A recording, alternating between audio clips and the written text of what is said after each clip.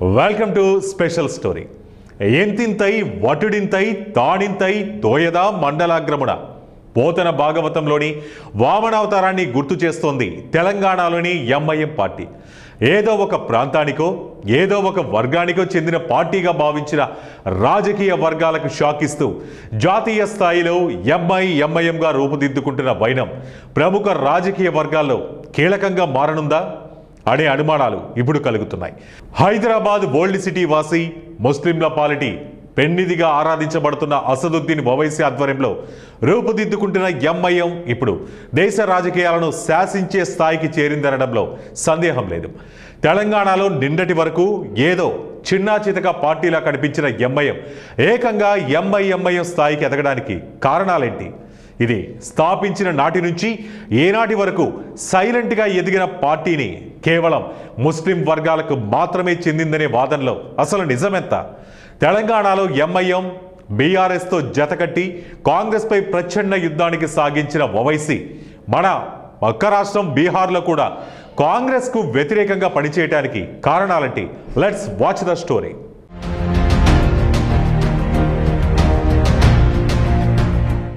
All India Majlis-e-Ittehadul Muslimin or All India Council for Unity of Muslims సంక్షిప్తంగా AIMIM అని ముద్దుగా పిలుచుకునే ఈ పార్టీకి మరో ముద్దు పేరు మజ్లిస్. అందుకే ఎక్కువ మంది ఈ పార్టీని మజ్లిస్ పార్టీ అని కూడా అంటుంటారు. మజ్లిస్-ఇ-ఇత్తెహాదుల్ ముస్లిమీన్ షార్ట్ కట్లో ఎంఐఎం లేదా మజ్లిస్ పార్టీ వ్యవస్థాపకుడు అబుల్ బయాన్ ఖ్వాజా బహావుద్దీన్ 1927లో స్థాపించాడు. ఇది ఈనాటి కాలం నాటి పార్టీ కాదు, నిజాం ప్రభువుల కాలం నాటి పార్టీగా చరిత్రలో లిఖించబడింది. భారత స్వాతంత్ర్యం సాధించిన తర్వాత హైదరాబాద్ ప్రత్యేక ప్రాంతంగా ఉండాలని కోరుకున్న వాళ్లలో ఈయన కూడా ఒకడు. ఈ పార్టీ అప్పట్లో రజకార్లతో సంబంధాలు బాగానే మెయింటైన్ చేసింది.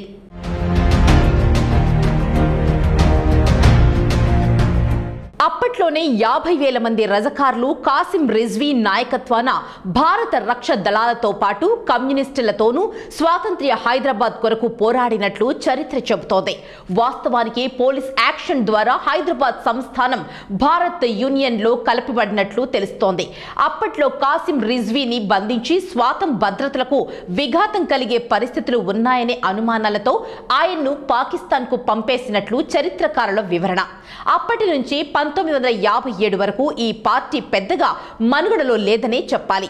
1957 నుంచి 1970 వరకు గ్రౌండ్ వర్క్ లోనే ఉన్నట్లు తెలుస్తోంది.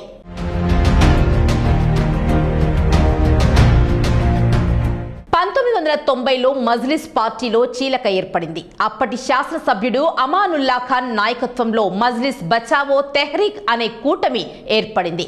1994 వరకు ఈ పార్టీకి అంత గుర్తింపు లేదనే చెప్పాలి.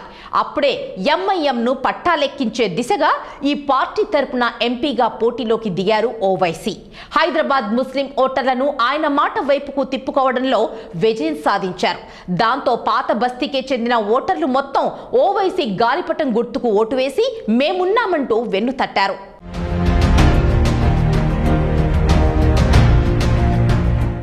1984 నుంచి మొదలు పెడితే 2004 వరకు సుల్తాన్ సలాఉద్దీన్ ఓవైసీ అధ్యక్షుడిగా ఉన్నారు. ఆయన ఎంపీగా పోటీ చేసి ఎన్నిక కావడంతో ఆ తర్వాత వచ్చిన ఓవైసీ కుమారుడు అసదుద్దీన్ అధ్యక్ష బాధ్యతలు చేపట్టారు. అదిగో అప్పటి నుండి ఉమ్మడి ఏపీలోనూ ఆయన చక్రం తిప్పారు.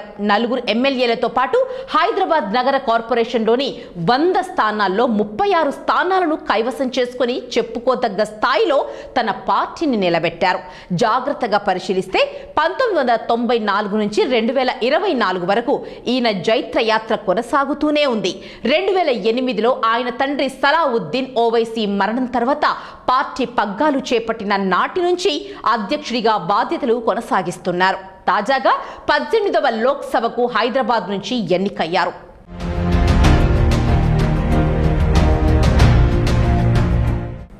ఏఐఎంఐఎం ప్రధానంగా మైనారిటీ ప్రాంతాల్లో బలంగా ఉంది, కానీ ఇతర రాష్ట్రాల్లో విస్తరణ పరిమితంగా ఉన్నట్లు తెలుస్తోంది.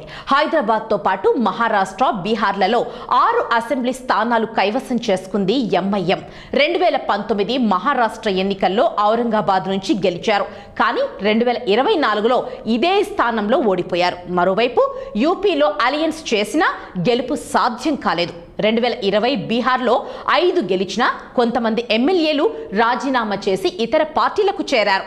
తెలంగాణ 2023లో హైదరాబాద్లో 7 స్థానాలు గెలుచుకున్నారు. మహారాష్ట్ర 2024లో 1వ స్థానంలో గెలిచారు.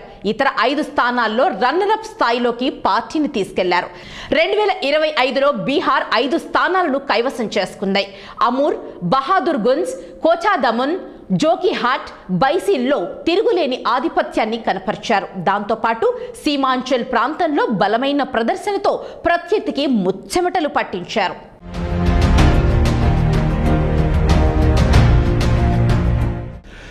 రవి అస్తమించని సామ్రాజ్యం అంటే ఏంటో, ఈ మాట ఎవరికి చెందుతుందో చిన్న పిల్లాడిని అడిగినా ఇట్టే చెప్పేస్తాడు.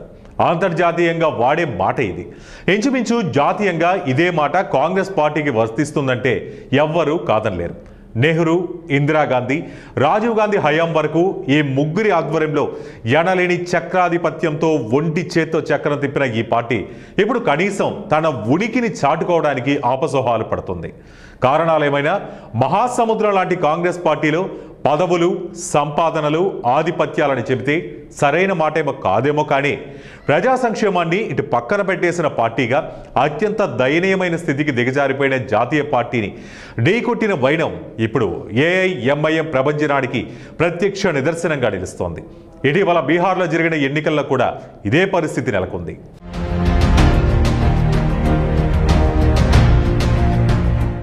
రాజకీయ విశ్లేషకులకు కూడా అందని రాజకీయం బీహార్ ఎన్నికల్లో ఓటర్లకు కూడా షాక్ ఇచ్చింది. రాజకీయానికి బ్రాండ్ నేమ్ గా చెప్పుకుంటున్న లాలూ రాజకీయం ఓ దశలో ఎన్డీఏ కూటమిని కంగారు పెట్టినా ఆయన ఆటలకు చెక్ పెడుతూ బీహార్లో జెండా ఎగరవేసింది. రాజకీయ విశ్లేషకులకు కూడా అందని రాజకీయాన్ని ఒంటి చేత్తో చక్రం తిప్పిన అమిత్ షా ఎన్డీఏ ప్రభంజనాన్ని బీహార్లో సైలెంట్ సునామీగా సృష్టించారు. ఈ ఎన్నికల్లో అమిత్ షా ప్లాన్స్ అన్ని మహాభారతంలో శ్రీకృష్ణుడి సారథ్యాన్ని గుర్తు చేస్తున్నాయి. అందుకేనేమో కాంగ్రెస్ వేసే ఎత్తులన్నీ చిత్తు చేయడానికి తమ వద్ద ఉన్న ప్రణాళికలు పశుపాతాస్త్రం లాంటివని చెప్పకనే చెప్పారు అమిత్ షా. ఫలితంగా ఎన్డీఏ కూటమికి ఘన విజయం అందించారు.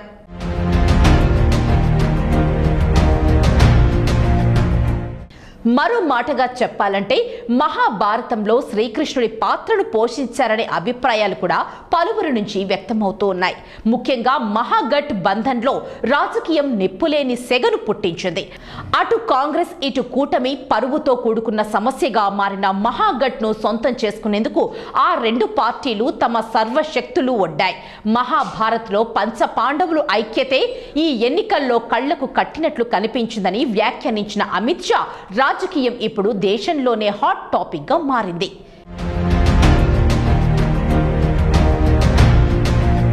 ప్రస్తుతం జరిగిన ఎన్నికలు అధికారం కోసం కాదన్నారు అమిత్ షా. తమ పవర్ ను చూపించడం కోసం, అంతకంటే కాదన్నారు. ఇప్పటి వరకు బీహార్లో జరిగిన అటవీక పరిపాలన నుంచి ప్రజలను విముక్తి చేయడం తమ లక్ష్యమని అన్నారు. అందుకోసమే తమ కూటమి సభ్యులు అంకిత భావంతో పనిచేశారని ప్రశంసించారు అమిత్ షా. ప్రధాని నరేంద్ర మోదీ మద్దతు, ముఖ్యమంత్రి నితీష్ కుమార్ నాయకత్వం, చిరాగ్ పాస్వాన్ యువశక్తి, జితిన్ రామ్ మాంఝీలు జీవితకాల అంకిత భావం, ఉపేంద్ర కుష్వాహా అనుభవం, ఈ 5గురి కలయికతో ఏర్పడిన ఎన్డీఏకు విజయం సాధ్యమైందన్నారు.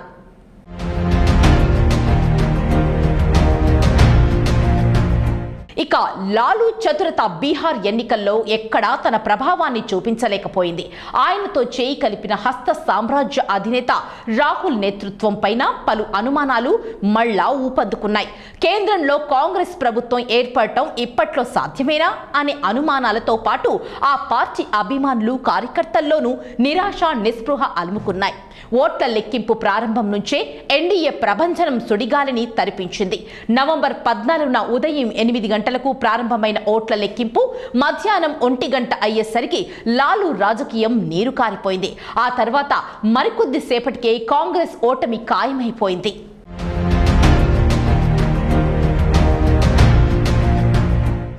హైదరాబాద్ ఓల్డ్ సిటీ వాసి ముస్లింల పాలిట పెన్నిదిగా ఆరాధించబడుతున్న అసదుద్దీన్ ఓవైసీ ఆధ్వర్యంలో రూపుదిద్దుకుంటున్న ఎంఐఎం ఇప్పుడు దేశ రాజకీయాలను శాసించే స్థాయికి చేరిందనడంలో సందేహం లేదు. తెలంగాణలో నిన్నటి వరకు ఏదో చిన్నా చితక పార్టీలా కనిపించిన ఎంఐఎం ఏకంగా ఏఐఎంఐఎం స్థాయికి ఎదిగింది. పార్టీని ఈ స్థాయిలో తీసుకురావడంలో ఎదురైన సవాళ్లు, కష్టాలు, నిరాశలు, నిస్పృహలు ఎన్నో ఉన్నాయి. కానీ వాటన్నిటినీ అధిగమించి అంకిత భావంతో, చిత్తశుద్ధితో పార్టీ అభివృద్ధి కోసం ఆయన రచించిన ప్రణాళికలు ఎన్నో, చేసిన ప్రయత్నాలెన్నో.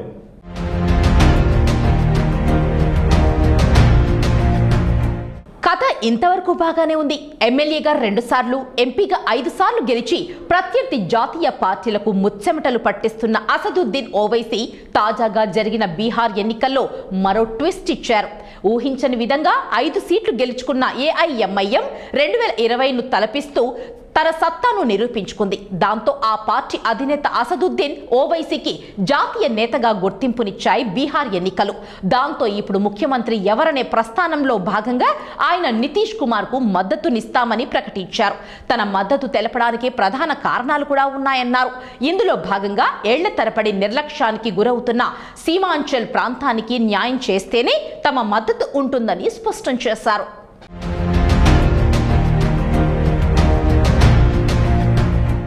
గత ప్రభుత్వాలు చేసిన అభివృద్ధి కేవలం పాట్నా, రాజ్గిర్కే పరిమితం అయ్యిందని ఆరోపించారు ఓవైసీ. సీమాంచల్ ప్రాంతం నదుల కోత, భారీ ఎత్తున వలసలు, విపరీతమైన అవినీతితో రాష్ట్రం తీవ్రంగా నష్టపోతోందన్నారు. ప్రభుత్వం ఈ సమస్యలను పరిష్కరించాలని డిమాండ్ చేశారు. సీమాంచల్కు న్యాయం జరిగితే నితీష్ కుమార్ ప్రభుత్వానికి మద్దతు ఇవ్వడానికి తాము సిద్ధంగా ఉన్నట్లు ప్రకటించారు.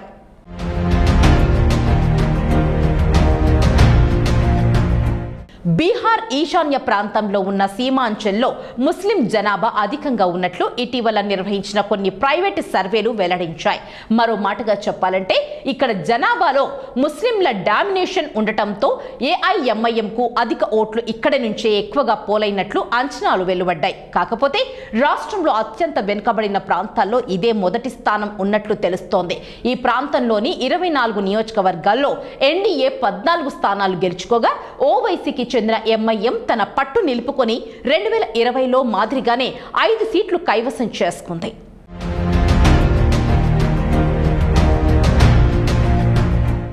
ఈ సందర్భంగా తమ పార్టీ ఎమ్మెల్యేలు ప్రజలకు అందుబాటులో ఉండేలా కఠిన నిబంధనలు పెడుతున్నట్లు ఓవైసీ తెలిపారు. తమ 5 ఎమ్మెల్యేలు వారానికి 2 సార్లు తమ నియోజకవర్గ పర్యటించాలని హుకుం జారీ చేశారు. తమ కార్యాలయాల్లో కూర్చుని వాట్సాప్ లైవ్ లొకేషన్తో ఉన్న ఫోటోలను ఆయనకు పంపాలని ఆదేశించారు. 6 నెలల్లో ఈ విధానాన్ని ప్రారంభిస్తామని, తాను కూడా 6 నెలలకు ఒకసారి పర్యటిస్తానని చెప్పారు.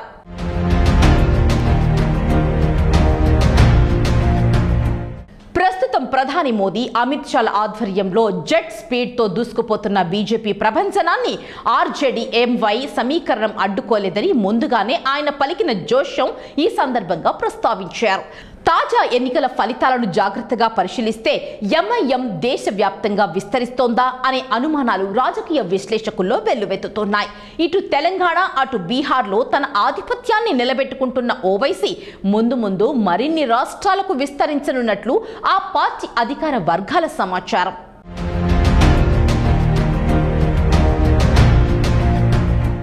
తెలంగాణలో కంటిన్యూస్గా తన ఆధిపత్యాన్ని నిలబెట్టుకుంటున్న ఎంఐఎం తన ప్రభావాన్ని విస్తరించే ప్రయత్నాల్లో భాగంగా చేస్తున్న రాజకీయ సమీకరణాల మార్పులు, చేర్పులు ఇప్పుడు చోటు చేసుకోనున్నాయా?